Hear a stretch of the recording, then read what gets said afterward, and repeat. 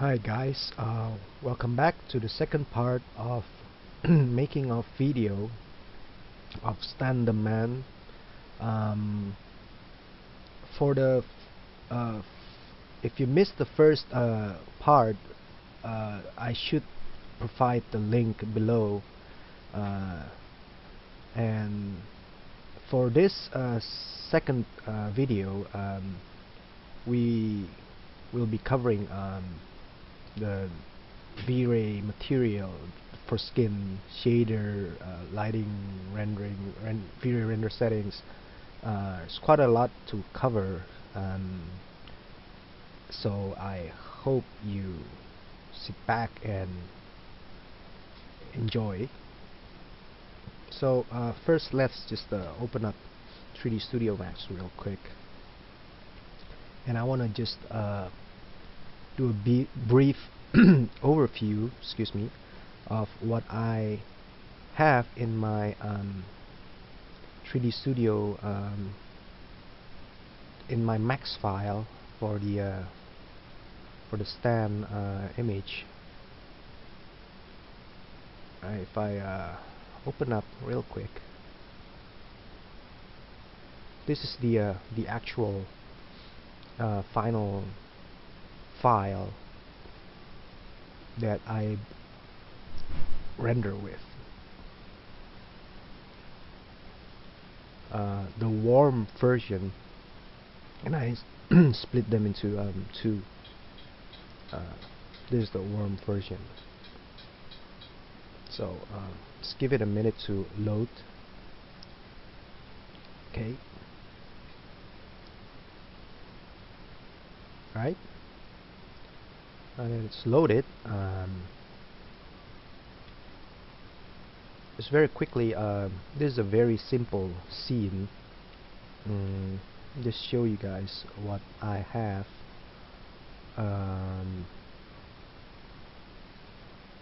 So we have just the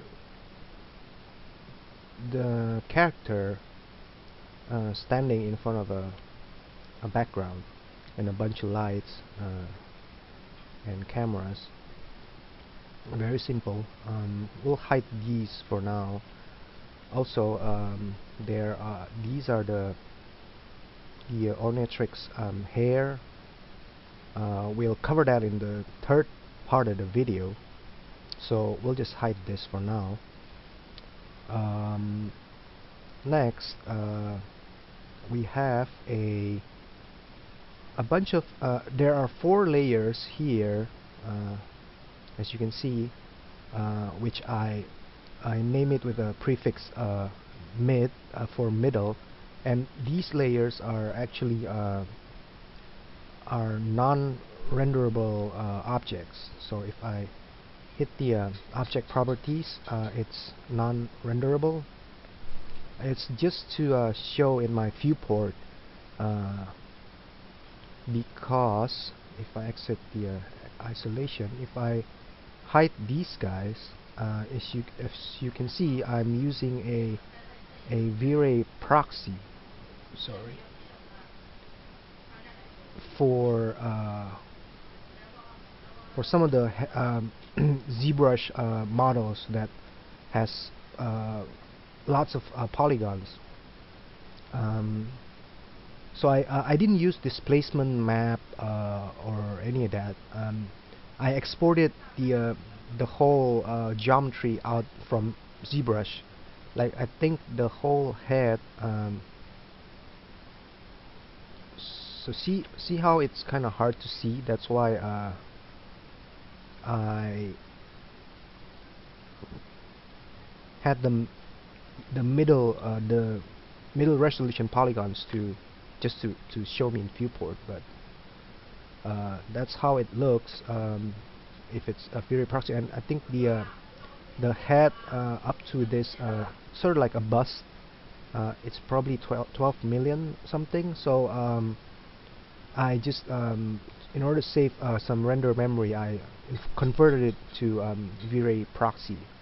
And if you guys don't know how to do it. I think it's pretty simple. I think there's a lot of information.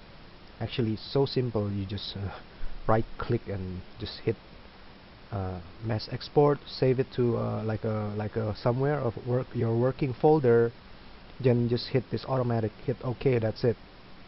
It's that simple, and it'll help both in viewport and also in memory when rendering. So I have a couple. I have 5 things that are proxy, and then these are just regular max geometry. So those are all in this layer. Anyways, that's all there is to the objects. And let's just close this. Today there's quite a few things that I want to cover. First of all, in a couple forums like CG Talk and CG Feedback, I posted my material on this RAR file, and also a lighting screenshot, which we'll cover later in this video. So we'll just focus on the material first, I guess. So let me just open up this RAR file. This is the exact file that I posted on the forum. So we'll cover this exact same thing. And you know, I should have written like a document with it to explain my thought process, but as I mentioned in my first video, it's kind of hard to write down what I had in mind. So we'll do that in this video. So if I extract this out real quick, just move it over here, and close them. Double click, doesn't seem to be working, so weird. So we have another you know, archive max. We don't need this, and another screenshot of the shader and how I the shader setup and some brief explanation, which I'll go through more in depth. But let's just for now leave this aside, and we'll open up another 3D Studio Max, and we'll we'll kind of like go through this as the basic shader, and later talk about and hand in hand what I used in the final render piece. So let's just open this thing up, and if you open the file, you're gonna notice I have a box, and that's it, one box. And you notice the box height is somewhere around 25 centimeters. This you know, I forgot to mention it in this file, that this is kind of like a unit of proportion, you know, because everybody knows the fast SSS shader depends on the scale, the scatter radius, right? So what I mean by that is, if I just real quick merge my head model, see, double click doesn't seem to work, so weird. But anyways, let's just merge my mid head, the one that doesn't render, real quick, and you're gonna notice here that this box represents kind of like the head height, width. So I should have mentioned this to you guys. So this box isn't there for no reason. Also, let me just get rid of that selection brackets. Okay, so you don't need this. So it's there for a reason. Just try to get your head size somewhere around this size, and the scale radius we can just leave it to 1. Otherwise you'll have to play around with this. I prefer to do like a real world dimension and that's around size of like an adult head. Anyways, moving on, if you open up the material editor, we have a single file, which is the blended Fury Fast SSS 2 with basic Fury material. And first of all, I have to give credits to Adam Lewis for posting this material, posting this how to blend a regular Fury material to a fast SSS. This was posted in CG feedback, but somebody asked me in the forum, and I couldn't find the actual link anymore. I tried doing a search in CG feedback, but I still couldn't find it. But luckily I saved the JPEG. So this is done by Adam Lewis. This is the base that I use for layering the blend into the SSS. But we'll minimize that for now and go back to here. So if we look at the screenshot, the shader setup here, I mentioned, I wrote here that it starts here, and then the simplest way is to first discuss, I guess, the SSS itself, the SSS material itself. So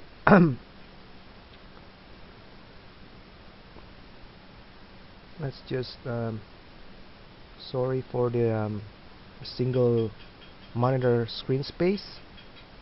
I know it's limiting, but okay. So the first part is to just let's just focus on the SSS material, and here I wrote down no specular. So the idea is on this layer we don't put any specular amount, no reflection here. Everything will be blended on. Everything that's reflective or specular. Well, specular is actually a reflection, right? So everything that is reflection or specular will be put in this material, sort of like a sweat layer on top of skin. So I'd like to think like, for example, if a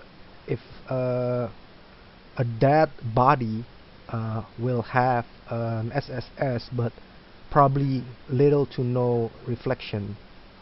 I have a screen writing, so little to no reflection, but still has subsurface. Well, sort of like that. artistically, not technically. But anyways, um, so the first part, like I said, we'll discuss on the SSS part. So definitely no specular going on there, which also true to what Adam Lewis uh, setup is. So there you go. If this is 0, doesn't matter what these numbers are, and if you still check this, it doesn't matter because everything's 0. So I made, excuse me, to make it clearer, just put everything to 0 and 1, just check it off. Right, so the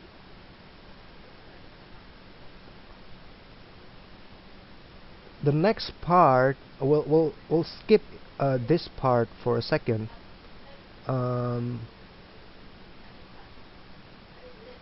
Or let's just go through every parameters, just a brief, I guess. I, I, I'll try to explain what I understand, and also from reading the manual later. We'll open it if needed. But anyways, let's just go through real quick each parameters and see what I understand from it. The first part, these presets, actually, if we change these, let me just do open up a fresh SS material so I don't screw mine. If we change these presets, and you'll notice the color, the subsurface color, scatter color, diffuse color, phase function, color changes, diffuse amount changes there as well, but that's about it. And so just for simplicity's sake, I'll just use something like a skin pink, or up to you if you wanna use the other two, but we'll change the color anyway. So and prepass ID, to be honest, I don't use this one. The prepass rate, sorry, skip this one. This one's very important. So the prepass rate is sort of like a in V-Ray. If we everything in V-Ray that says rate and then has like 0, -1, -2, -3, and so forth, or 1, actually 0 refers to your render size, so your render resolution. So if your render resolution is, say for example, for simplicity's sake, is 1000 by 1000, then if your rate, whatever rate, be it GI rate or this prepass rate, is also 0, that means you're creating, you're rendering the in here the scatter map, the prepass at the full resolution. So if you go -1, it's half this resolution, and -2 is a quarter this resolution, and if it's -3, then it's 1/8, and vice versa. If you go 1, you're rendering double. So this is actually pretty important. I find the default value is, I think, -1 is pretty low. I go with 0, but be careful, because for example, I was rendering my final render for at this resolution, and this takes a lot of memory. let me show you.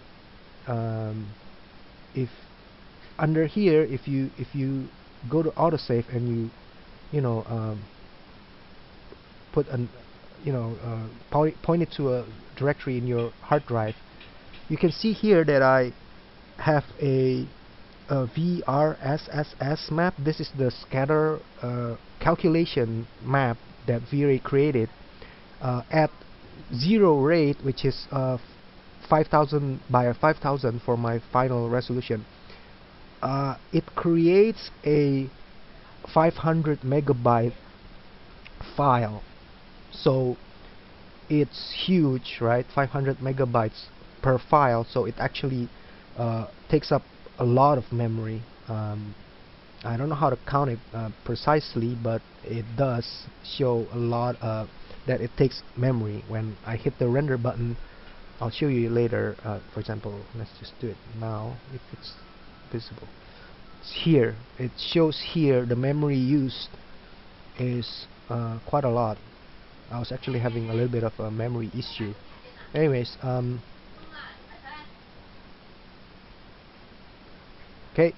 So sorry if I'm explaining this a little sporadic. That's why writing it down is a bit hard, because some settings are interrelated to others, and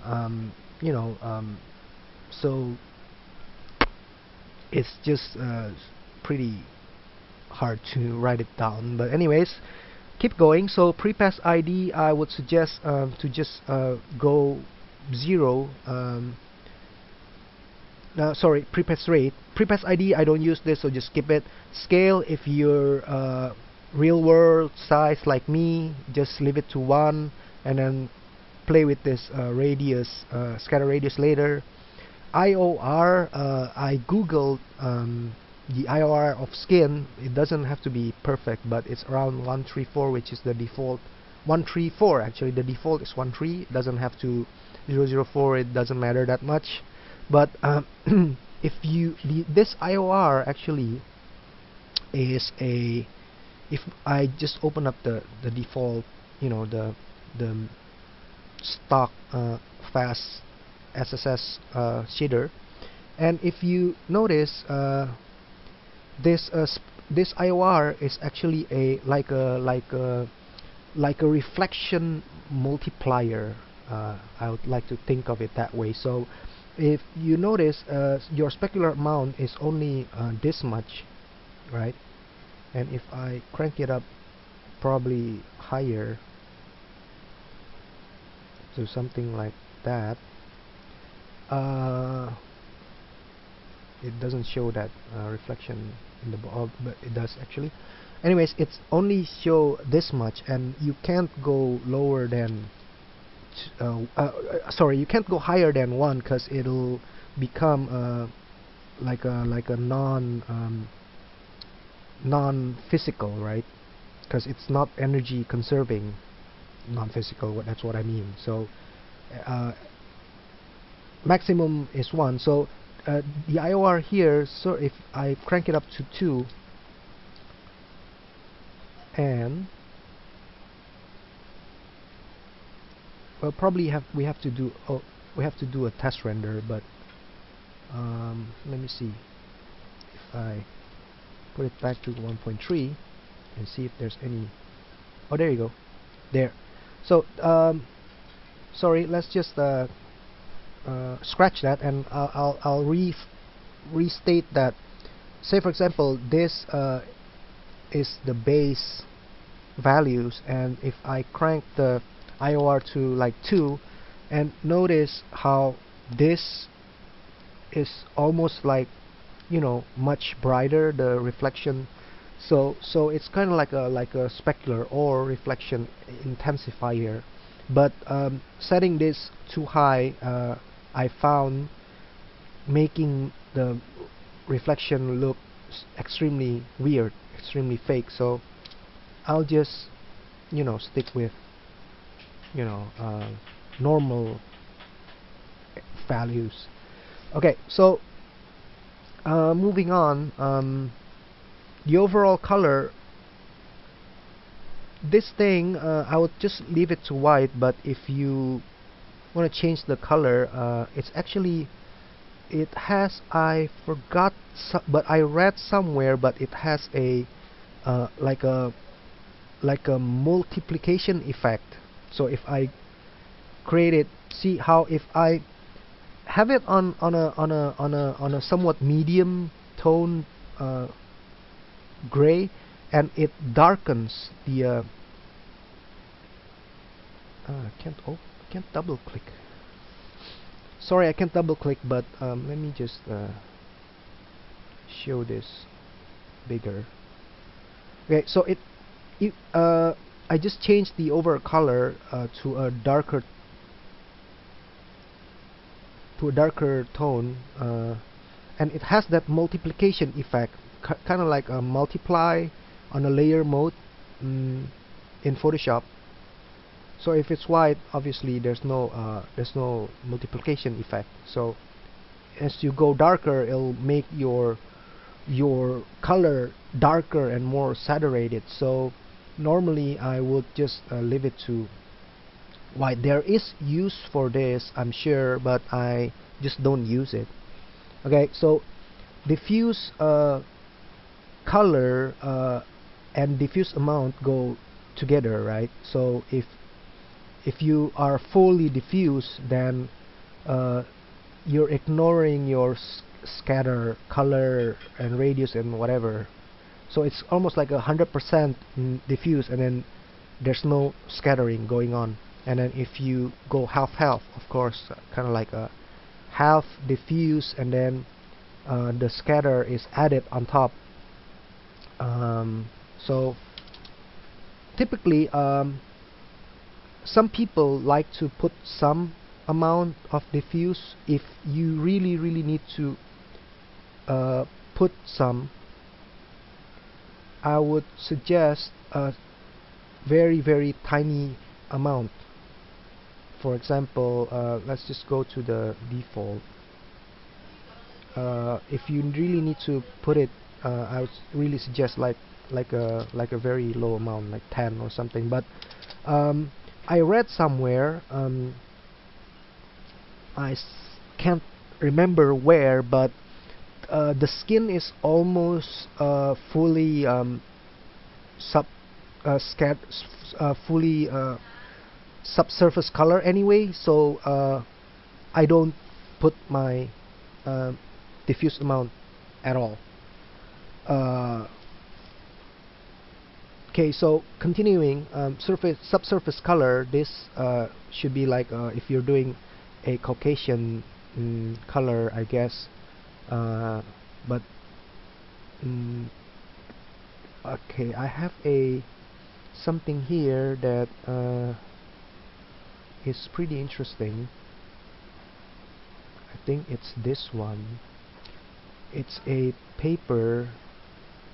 Let me see if I got the correct one. Oh, sorry, not this one. But in the paper, there was a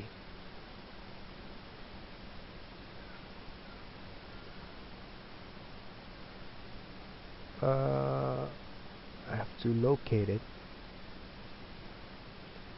Sorry about this.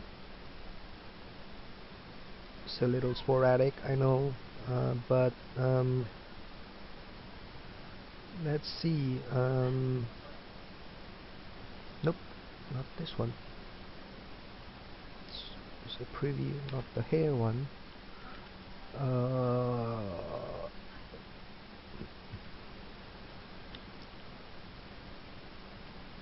One second, please. Yes, I'm trying to find.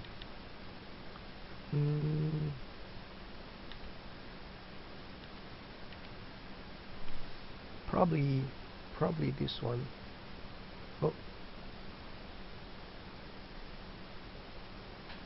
Oh, there you go. It's this one. So there's a paper, but you know, I'm not gonna even pretend I understand any of these. You know, if these are like, formula for God knows what, but if I can figure these out, I guess I would study like I would go into physics or math, not as a computer graphics artist, but um, just I just read this for for fun, I guess. Skipping all the crazy equations and just uh, skip and just looking for pretty pictures. But my point is, when I was talking about color here, they sort of like photograph a piece of skin, and then what I did is I just sampled this color, and then you know put it as a base color, and of course I have to do render tweaks. But um, my point is, I think I wanted to also show you guys that um, these papers have information in there, even though they look scary, but it's worth checking out. By the way, all those papers you can find, for example, just for example, mm, see, I can't double click, so weird. Just for example, the uh, the V-Ray fast, excuse me, subsurface SSS material, SSS2 material, is based on paper by this person Hansen. I'm not sure how to pronounce his name. Called a practical model for sub yada yada yada. So it's actually this paper here. So a lot of you know there you go, this one. A lot of not just V-Ray skin. I think Arnold's skin shader also based on this person's paper. And you can download, you can Google for these papers and have a look and see if they have interesting stuffs.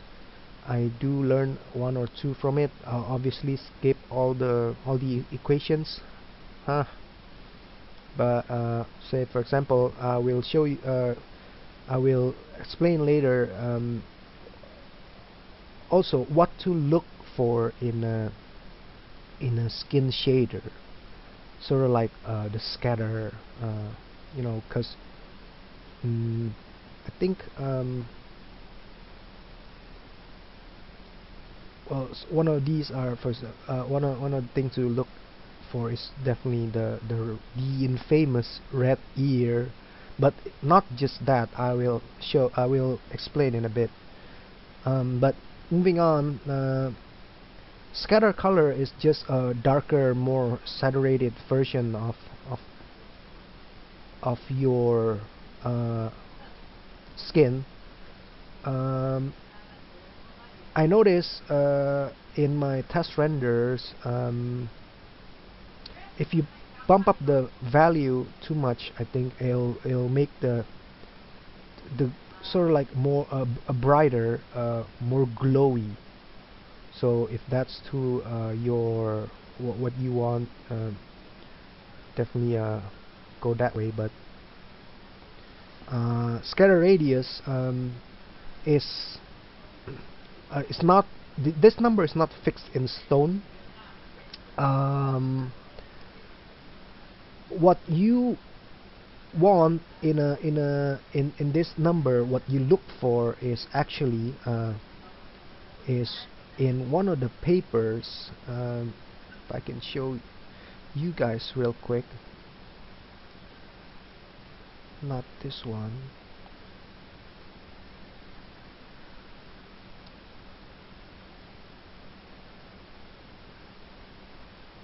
Okay, so there it is. It's this one. So to me, a good scatter radius is when you have your shadow bleeding color from the skin, like this reddish thing here, but still retain you know shadowed area. That's what I'm trying to say. uh, so for example, a lot of renderings, they look like, balloon, gas balloon, because you're losing that shadowed area. And like for example this one, I in my for my taste is a little too uh, less, so I would go further than this, but not to the point where it looks like a balloon. uh, if you understand what I'm trying to say, I think you do. That's one thing to look for in a skin shader. And obviously, at least it's my gauge um, to figure out the radius number.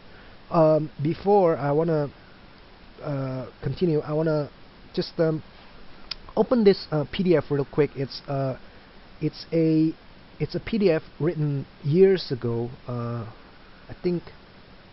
Oops. Oh, okay, still opens. By Master Zap Anderson. He's the shader. He's the shader writer for Mantle Ray's Fast Skin, actually. But uh, even though it's not V-Ray, I really suggest you locate this PDF and read, because it's got excellent basic information what to look for in a in a in a scattering shader. For example, this is also one of the property for translucent thin translucent object, where you have a very bright light, backlight, and you have something blocking, and the light still penetrates the thin object here and leaves this sort of like a shadowed, you know thing that blocking. That's one of the things that you perceive as translucent object. See, just one of the effects of SSS scattering. So there are a few properties that you have to look for. It's one of them. This is also one very important one, and I'm not sure if a lot of people realizes this, but if you notice, the difference between the left and the right is actually pretty slight, but there is a difference. The one on the left has, like the PDF said, has no SSS, and the right does. And the one on the left, the bump is very harsh, and the one on the right, because of the SSS shader, it allows light to penetrate a certain amount, which is, you define in the scatter radius, and penetrates and makes the light, scatter the underneath and bounce back out, so it softens the bump. This is also one of the very prominent effect. Let me open something really quick from the papers as well, mentioning this very phenomenon.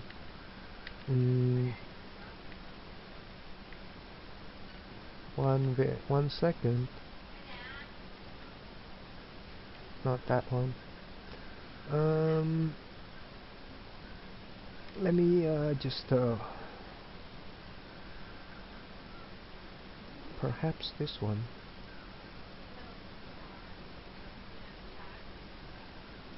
Not not this one, not the one that I'm looking for. Not that one, not this one.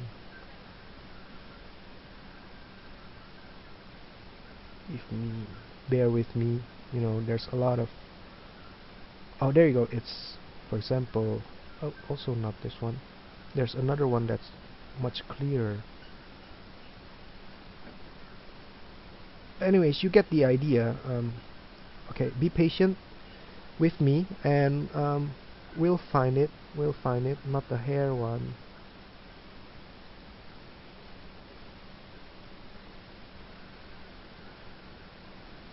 One quick second.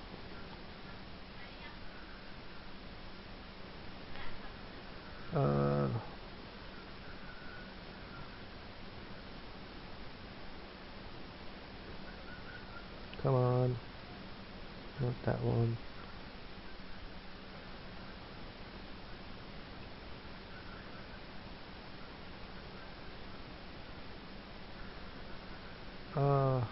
Too bad. I know I had it yesterday, but anyways, never mind. We'll just keep going. So, as I mentioned, as I was saying, read through this. This is also one of the properties. Bump will be softer when you use SSS shader. That's my point. But you don't want to go crazy like this, anyways. And read through this. I'm not gonna go through it. And also, it doesn't apply to. I mean, the per setting doesn't apply to V-Ray, but a lot of the concepts do, though. But just want to point out that this is a very good PDF covering the basics. Moving on, phase function. This one needs we need to open the manual. And to be honest, I did test for it. I just leave it at positive values. I don't use it on a negative value because the manual says its usage is for something other than skin. It's for marble, I think. The manual mentioned it somewhere, and I'm not gonna try to locate it. But try to keep positive value. I don't find this matter that much, so I'll just leave it at default. As we mentioned, all these are turned off. Here we have a bunch of different types. Also in the manual it mentioned just leave it as simple type, and it should be fine. If you're trying to do, I guess, something else, then I haven't used it for something other than skin. I haven't tried, like in the manual example, this type of translucent water. I haven't tried it, but it says there they use the ray trace refractive type. I never used it, but anyways, right. Sorry, I had to cut the previous recording. Let's just continuing what we left off. So the single scatter subdivs, whatever in V-Ray or other render engines, I guess, that says subdivs or samples, normally deal with sample quality. So since I use in my final render file, I use a fully adaptive method, so this will override any subdiv numbers that we have. So we'll just leave this for default for simplicity's sake. But if you found out maybe your uh, skin shader, your skin render too noisy, and it's not because of the light or the anti-aliasing. This probably can help. Anyways, moving on, refraction depth, I guess, if it's used if you activate this type, but anything with depth, be it reflection or refraction, usually almost like a bounce. Or in terms of refraction depth is, if for example, you have a piece of glass. I'm talking outside the skin context here, but talking about the refraction depth context. If you have, for example, 5 pieces of glass and your depth limit is set to 5, and then a ray hit, then it will penetrate through all 5, and your number 6 is black, because it reaches its limit and it stops rendering. This will speed up rendering. This is to speed up rendering. That's why it was invented. But if you, I just leave this at normal, because I don't think, since we're using simple, it doesn't matter anyway.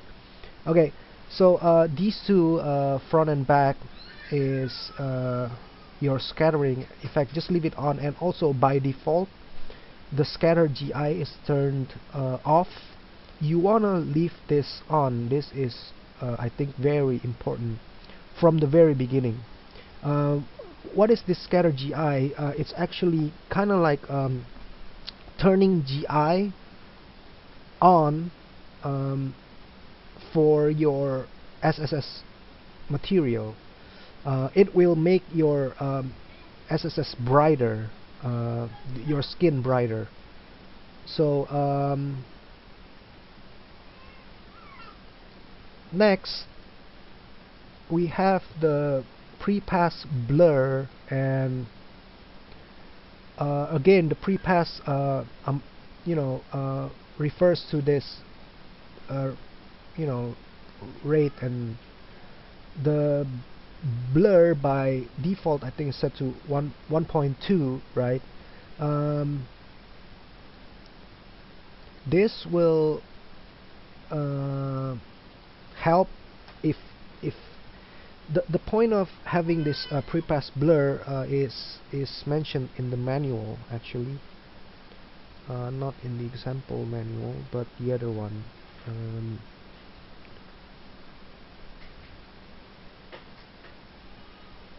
Okay, the point of having a pre-pass blur is if there's not enough sample in your skin shader, it will use the diffuse version of let me show real quick, if I can just zoom this a little bit, but read this, you'll understand. See, if the material will use a simplified diffuse version of the multiple scattering, when basically if the lighting map, your scatter map, is too low or inadequate, right? Well, just read this, but the reason I put this on a lower number is so that when I have a big map, then I don't need to use a hack, a diffuse hack. That's what I'm trying to say. So I just lower it down. You will notice if you put this number too high, you will have like black splotches. So keep it high, keep it low, and keep the map 1:1 to your render size, and I think you are safe normally. Cutoff. Next, cutoff threshold. Anything in V-Ray that says cutoff, there's also another one, I believe, here. um, it's kind of like also the one that I drew with that 5 transparent. It's a limiting effect for to um, to make renders quicker. So and this is I'm using a unit of centimeters, so anything that is uh, smaller than 0.01 centimeters will not be calculated the sample. So we'll just leave this sensitive stuffs to default, I guess. If anyways, I mentioned moving on, I mentioned earlier this is the default, which is single frame, means it will calculate every time. So sort of like the same goes here, right? But if you hit it to autosave and then save it somewhere, and then once the file is saved, for example here, and then we can call it out, and it will not it will skip the scatter map calculation, which saves time, and it's good for file for final rendering. But when you're doing tests, obviously you want to keep it on single frame. Right, moving on.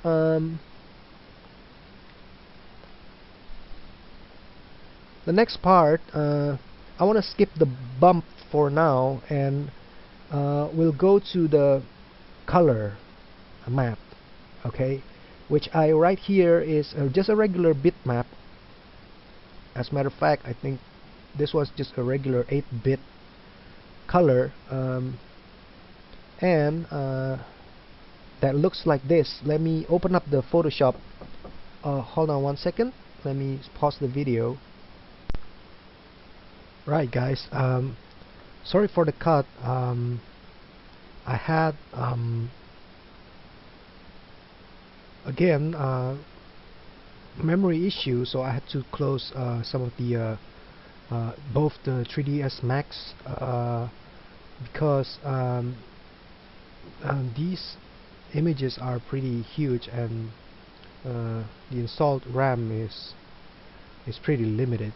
But this is an 8K image, so this this file is the one that I use for the final texture. And I'll go through these real quick. So basically, the method that I used for the texture map is a combination of photo projection and obviously hand paint on top. So let me just first show you guys sort of like a very early stage. I lost the PSD texture file that was that has the very early stage of the projection.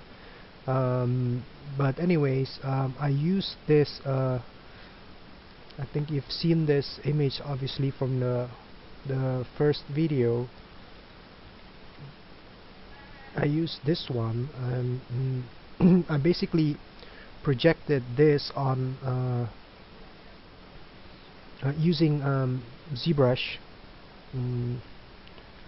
onto the ZBrush model, and then obviously the model has UV, and then when the UV is laid out, the texture is exported. I ended up with something like this one actually, which is the original. But then this is after, it's still very messy, and this is after a shadow and highlight operation in Photoshop. This one, after this one. So I'm not sure if you guys use this often, but this tool is a tool to remove shadow or and highlights from a picture, a photograph. So if you notice, the thing with photo projection, it has specular everywhere, and it's not good. In my opinion, and I know this is I think true, that a good color map, this what I mean by texture here is the one for the color, is best as flat as possible, without especially highlight, specular highlight information. Some shadow information is okay for adding definition, just slightly, but all those these highlights are bad, and when you render it with the skin shader with bump and specular map on top, it will look very weird. It's almost messy, and I can tell if the color map has bad specular. So from here, let me just see. It's from I did the projection using ZBrush from Z AppLink. There's a faster new method using the spotlight in ZBrush, but I'm kind of old school this way, I guess. So anyways, let me just do a quick try using the shadow highlight tool.